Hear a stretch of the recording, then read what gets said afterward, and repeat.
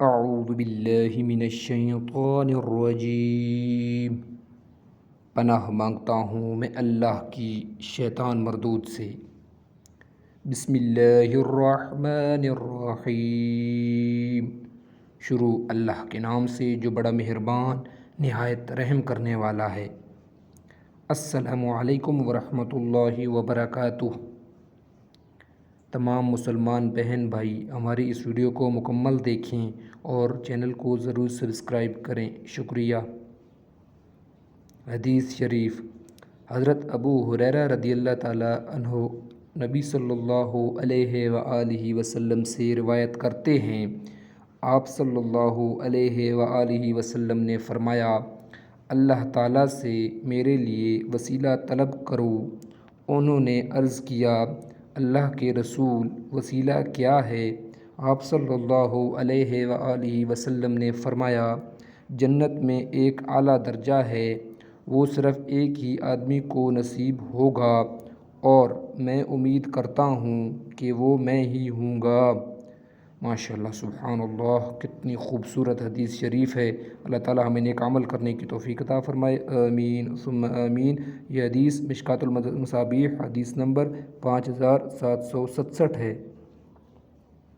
حضرت ابو ہریرہ رضی اللہ تعالیٰ عنہ بیان کرتے ہیں، میں نے رسول اللہ صلی اللہ علیہ وآلہ وسلم سے زیادہ حسین چیز کوئی نہیں دیکھی، گویا آپ کے چہرے مبارک پر سورج جلوہ ریز ہے۔ میں نے رسول اللہ صلی اللہ علیہ وآلہ وسلم سے زیادہ تیز رفتار کسی کو نہیں دیکھا، گویا آپ کے لیے زمین لپٹی جا رہی ہے۔ ہم پوری طرح تیز چلنے کی کوشش کرتے، لیکن آپ صلی اللہ علیہ وآلہ وسلم پرواہ کیے بغیر چلتے رہتے، پھر بھی ہم آپ تک نہیں پہنچ سکتے تھے۔ ماشاءاللہ۔ مشکوٰۃ المصابیح حدیث نمبر 5795۔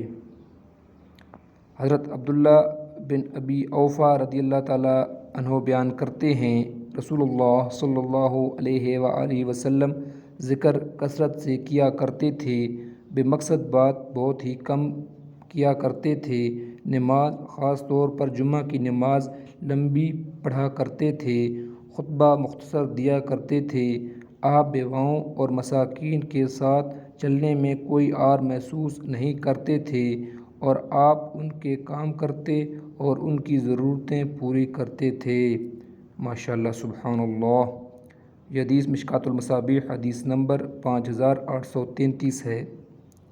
حضرت جابر رضی اللہ تعالیٰ عنہ بیان کرتے ہیں، رسول اللہ صلی اللہ علیہ وآلہ وسلم نے فرمایا، اپنی اولاد اور اپنے اموال کے لیے بد دعا نہ کرو، کہیں ایسا نہ ہو کہ تم کسی ایسی گھڑی میں اللہ سے دعا کر بیٹھو جس میں دعا قبول ہو جاتی ہے۔